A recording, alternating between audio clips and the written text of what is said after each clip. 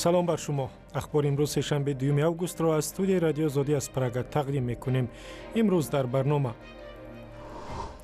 یک صاحبکاری شناخته که حکومت تاجیکستان را تنقید می‌کرد، شرکت و تجارتش را از دست داد و هم به زندان محکوم شد. المازبек Атамбоев رئیس جمهوری قرقیزستان میگوید دین باید حتما از دولت جدا باشد. مفتیان و حاجیان ما باید معین کنند که چیکار میکنند. میخواهید وارد سیاست شوید، ریشتان را تراشید.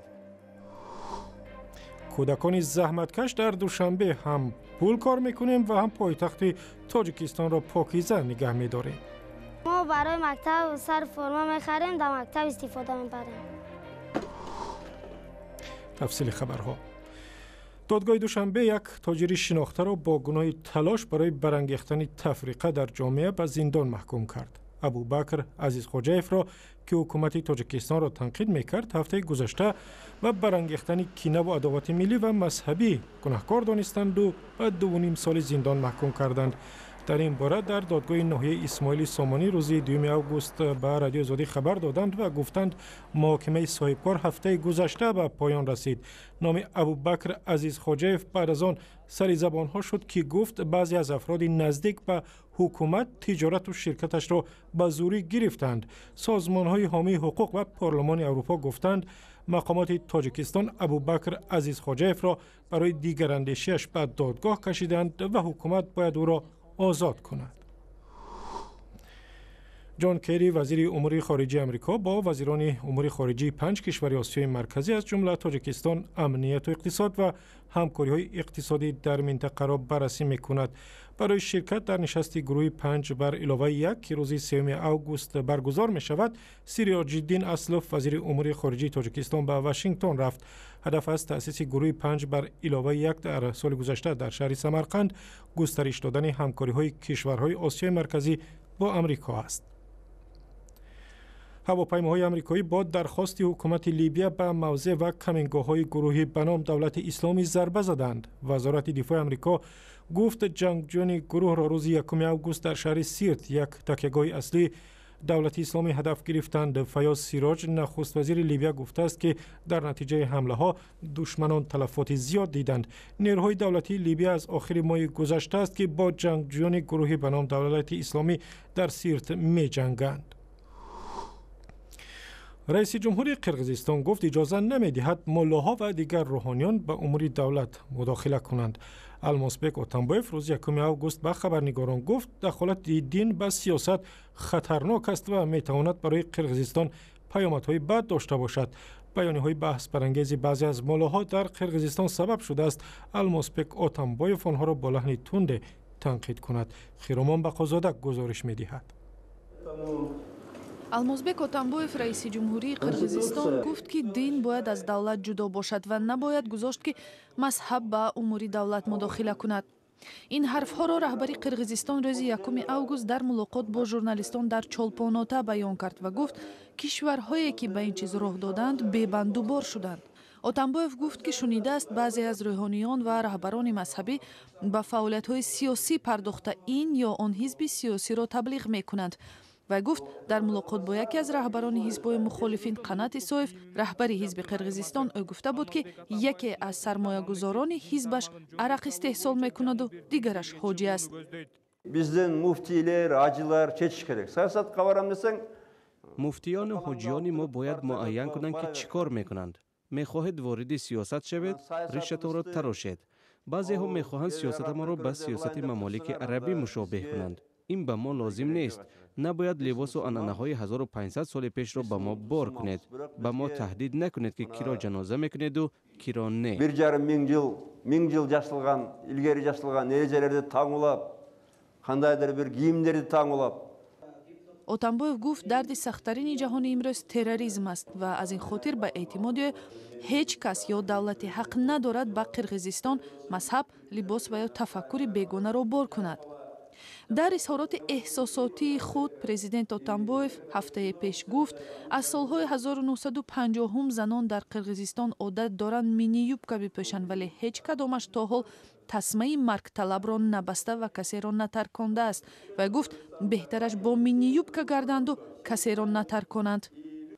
جامعه شناسان میگویند که در قرقیزستان مثل دیگر کشورهای همسایه عقیده‌های اسلامی روی به گسترش آورده است و یکی از نشانه‌های آن سر و لباس مذهبی بعضی زنان است. توجه برخی از زنان به پوشیدن حجاب و روسری در جامعه سنتا مدرن قرقیزستان که خود را میراثبر فرهنگ منس و شمنیسم یا روحپرستی معرفی میکند سنتگراها را در تشویش گذاشته است.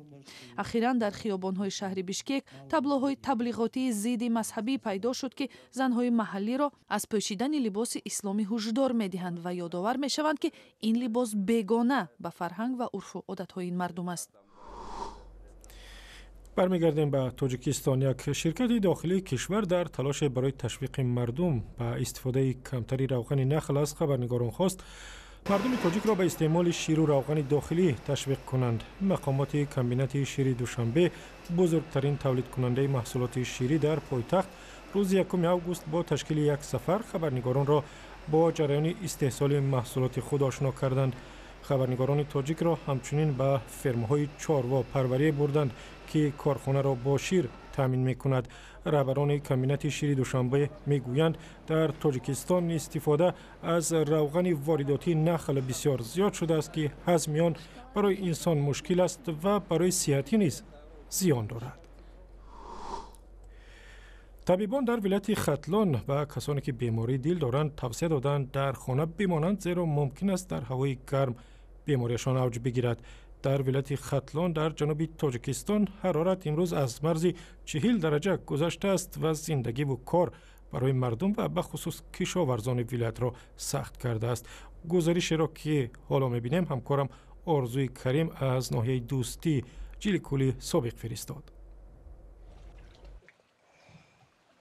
فاطمه و زهرا خواهران 5 ساله هر وقت دلشان خواست خود را از گرمای طاقت فرسای این تابستان به جوی پیش خانه‌شان میزنند. خانه آنها در ناحیه دوستی در جنوب تاجیکستان است که حالا حرارت در آنجا به 40 درجه میرسد. ای سبب گرمی کودکو بسیارتری روزه در درون آب میگذرانند. ما باشیم از خانه ها بیرون نمیبریم یا که برایم در تک سایه ها دم گرفته میشید. هفته پیش حرارت در ولایت ختلان تا به 47 درجه می رسید و حالا پایین آمده است و نفسگیری هم اندک برای ساکنان آسان تر شده است. مردم در اینجا مجبورند صبح بر وقت کار را سر کنند و تا ساعت 11 به انجام رسانده در خانه سلقین پناه برند. پیشم گرمی هم سلقین گرمی شد یک دیبور کنده اینو تو خانه کرد. شما را نگاه کنید. همه این شما تطفایی. گرمی طاقت فرسان نه تنها سبب اوج گرفتن بیماری های قلبی مردم کلان سال در ختلان شده است بلکه به پخته یک زراعتی مهم ولایت و منبع درآمدی صدها هزار نفر زیان رسانده است. در هر یک شوخشه یک تا شونه پخته میشه. همه این گله میشه، کورک میشه، حاصل میشه. زیاده ای 10 15 سال حاصل نیست الان. همین وقت همین قمو انسان مهنت کردن خرسندگی که انسان حاصل ما بهترین در ولایت میشه. من یعنی 4 5 گرمسری که اومد ای صبح گرمی هم خیلی به همین حالت و این درجه رسید. ختلان ولایت اصلی پخته پرور و ولایت گرمترین تاجیکستان است و در ایواج یک منطقه مرزی آن با افغانستان حرارت تا به مرز 50 درجه میرسد. ولی با وجود این مردم کشاورز که رزق و روزیشان را از زمین پیدا میکنند به غیر از زحمت کشیدن در زیر نور هم معجزه آفر و هم طاقت فرسای آفتاب دیگر علاج ندارند. یگانه کسانی که از این گرمی نمیترسند و از آن لذت میبرند پسران نابالغند که ساعتهای دراز از آب بیرون نمی آیند. ترانه زکیه آوازخوان جوان تاجیک فریدون خورشید به زبان اسپانی به زودی وارد بازار می شود. فریدون این ترانه‌اش را در هم‌آوازی با ایساک ریال یک آوازخوان از اسپانیا اجرا کرده است. خود فریدون روز 1 آگوست در صحبت با خبرنگار رادیو آزادی زرنگیز نوروزشاه گفت پیشنهاد همکاری در برنامه نو از جانب ایساک ریال صورت گرفت. در برابر خبر ثبت کلیپ نوتون باز چی نوگانی ها است فریدون در فعالیت ایجادی شما؟ بغیر از این سرود من یک دو کلیپ دیگر مانوار گرفتم. ممکن ماهای نزدیک тайёр шавад, дастраси мардум шавад. Боз бар замми ин қариб ки як албом сурдҳои нав барои мухлисои азиз меҳнат кардем, заҳмат кардем. Инаш иншоалло ният консерт дорем, ҳамин сол худованд муяссар бигардонад. дар консерти худ сурдҳои навро пешкаши мухлисони азиз мегардонем. Фаридун, ман пурае аз ин клипи шуморо дидам ва маълум аст ки он дар Тоҷикистон сабт нашудааст. Мегуфтед ки ин клип дар куҷо, дар кадом шароит ва бо чӣ миқдор маблағ сабт шуд? дар шаҳри Тошканд ба навор гирифта шуд. Шароит вақте мо клипомона ба навор мегирем, аслан шароити Ташкент, Тошканд хуб аст. ҳам клипҳои хуб ба навор мегиранд, ҳам кору фаъолияти хуб мекунанд. Ташаккури зиёд Фаридун. Фаридуни Хуршед буданд ҳамсуҳбати мо ки дар робита ба клипи нави худ Закия ки дар ҳамовозӣ бо Исаак, як овозхони испанӣ сурода шудааст, маълумот медоданд. ҷамъ овардани зарфҳои пластикӣ аз кӯчаву бозорҳо дар душанбе як шуғли гурӯҳе аз кӯдаконе шудааст ки таътили тобистонаро канор гузоштанду бо заҳмати пурмашаққат дар таъмини хонаводаҳояшон кӯмак мекунанд. корхонаҳое ки зарфҳои пластикиро барои коркарди дубора ҷамъ меоранд мегӯянд бачаҳо бо ин кор ҳам дар ҳифзи муҳити зисти душанбе саҳм мегиранд, ҳам зиндагии худу хонаводаашонро беҳтар мекунанд.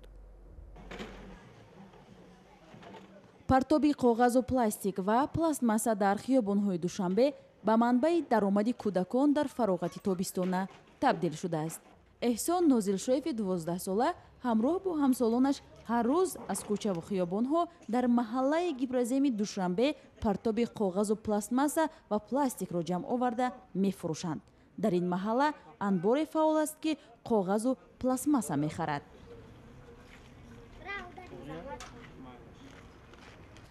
мо ин бақлашкора қади кӯча ҷамъ мекунем ки миёрем меспорем, пулмон метанем. ин пула мо барои мактаб сар форма мехарем, дар мактаб истифода мебарем.